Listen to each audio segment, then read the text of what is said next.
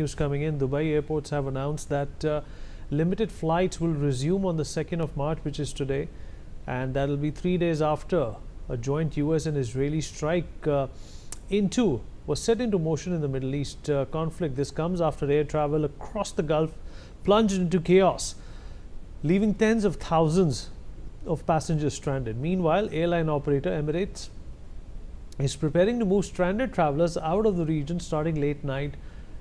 While regular flights remain grounded, some limited operations are underway. The disruption is being described as the most severe aviation crisis in the Gulf since the COVID-19 pandemic.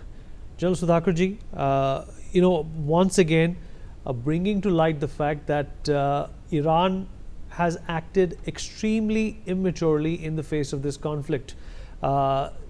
They should have, in fact, only pointed their weapons to the people who are targeting them and not towards peaceful Middle Eastern cities, which are bearing the brunt at this point in time. If you talk about the Hormuz Strait as well, it is Iran's aspiration as well as their intention to block it and send the world and the world economy into chaos.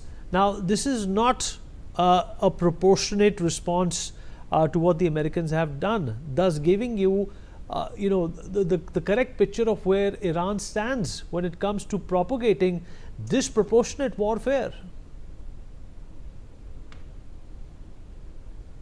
Vinith, long back I was reading a book. The centrality of that book was everything is fair in love and war.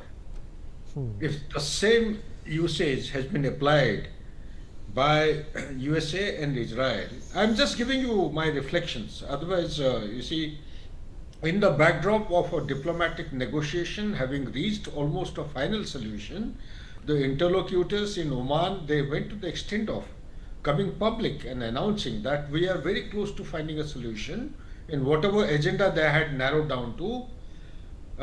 There is no justification to have undertaken a preemptive strike. In a preemptive strike, you don't go in for the center of gravity of an enemy force and kill 40 important leaders in the hierarchy. I'm giving a counter thought and a counter this thing, because if that be applied and relevant to Israel and America, as a retaliation, what should stop? Why should Iran, as a defender, which is the victim in the case, why should anything stop them from retaliating and applying a counter strategy? In their wisdom, perhaps, applying my military knowledge and wisdom, they would have thought by hitting the GCC countries, wherever the American bases were located, regardless whether they were there or not, they would actually instigate or provoke these countries to put pressure on America and bring America to a table of diplomacy and dialogue. Perhaps that may have been the thought, but I totally agree with your contention, your articulation. Why the innocent people and the innocent locations have been hit? It is against the morally and ethically against the war principles of fighting a conflict. This is where actually puts Iran into a back foot.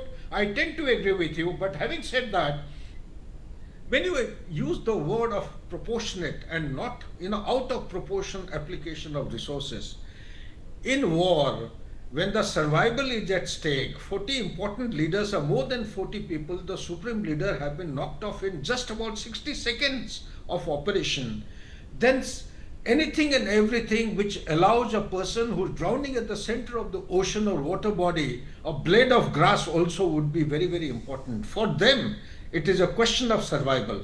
Coming to the regime change, if you allow me, I find it very difficult as to why the Westerners, why the Americans and the Israeli people, they have not understood as to regime change is only a philosophical and hypothetical statement. They need to understand the meaning of a regime in a theocratic society. Theocracy is religion-based, it is deep-rooted, it is deeply entrenched. Right, they sir. have centralized We've completely run out